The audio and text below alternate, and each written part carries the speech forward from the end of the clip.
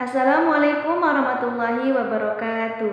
Perkenalkan, nama saya Nadilah, NIM 221454 dari Prodi Pendidikan Guru Sekolah Dasar kelas RC semester 5. Tujuan membuat video ini untuk memenuhi salah satu tugas mata kuliah Pendidikan IPS kelas tinggi yang diampu oleh dosen Ibu Ufia Nursehah MPD. Baiklah, saya di sini akan menjelaskan tentang pembelajaran IPS dalam kurikulum Merdeka saat ini. Nah, apa sih yang kalian ketahui tentang kurikulum Merdeka itu? Kurikulum Merdeka merupakan rencana pembelajaran internal multifaset, yang dimana isinya itu lebih optimal untuk memberi siswa cukup waktu untuk memperdalam konsep dan memperkuat keterampilan. Dalam kurikulum Merdeka ini, IPS memiliki peran yang paling penting dalam mewujudkan profil pelajar Pancasila.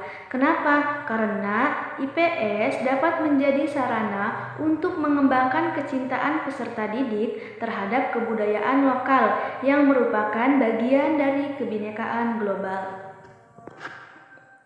Di sekolah dasar pada kurikulum saat ini, IPS diajarkan dengan nama mata pelajaran IPAS, yaitu artinya penggabungan antara IPA dan IPS.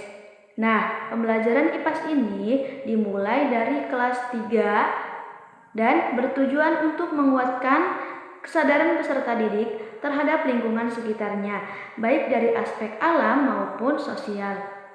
Nah, IPAS juga bertujuan untuk mengembangkan keterampilan dasar peserta didik seperti membaca, menulis, berhitung, dan berbicara. Selanjutnya, faktor pendukung implementasi kurikulum Merdeka di sekolah ini salah satunya adalah manajemen sekolah. Proses pencapaian tujuan organisasi dengan menjalankan 4 fungsi, yaitu perencanaan, pengorganisasian, pemimpin, dan pengarahan. Yang artinya apa? Manajemen sekolah ini bertugas merencanakan, mengorganisasikan, memimpin, dan mengarahkan. Nah, berikutnya strategi pembelajaran IPS dalam kurikulum Merdeka. Strategi ini ada 4. Yang pertama, strategi pembelajaran IPS harus mengajak peserta didik untuk terlibat dalam proyek-proyek pembelajaran yang berorientasi pada proses, hasil, dan produk. Yang kedua, strategi pembelajaran IPS harus mengintegrasikan materi IPS dan konteks lokal, nasional, dan global. Konteks lokal dapat berupa kebudayaan, sejarah, geografi, ekonomi, politik, dan sosial yang ada di lingkungan peserta didik.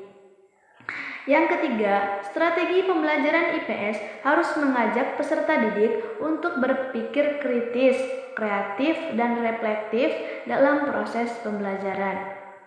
Dan yang terakhir, strategi pembelajaran IPS harus mendorong peserta didik untuk mengajukan pertanyaan, mencari informasi, menganalisis data, membuat kesimpulan, dan menyajikan hasil pembelajaran mereka.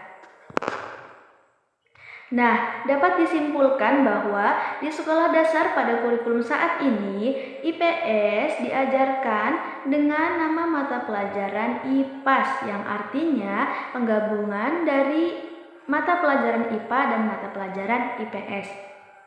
Nah, pembelajaran IPAS ini dimulai dari kelas 3 yang bertujuan untuk menguatkan kesadaran peserta didik terhadap lingkungan sekitarnya, baik dari aspek alam maupun aspek sosial. IPAS juga bertujuan untuk mengembangkan keterampilan dasar peserta didik seperti membaca, menulis, berhitung, dan berbicara. Dalam kurikulum saat ini, IPS memiliki peran penting dalam mewujudkan profil pelajar Pancasila karena IPS dapat menjadi sarana untuk mengembangkan kecintaan peserta didik terhadap kebudayaan lokal yang merupakan bagian dari kebinekaan global. Nah, hanya itu yang bisa saya sampaikan pada video kali ini. Kurang dan lebihnya mohon maaf. Akhirul kalam. Wassalamualaikum warahmatullahi wabarakatuh.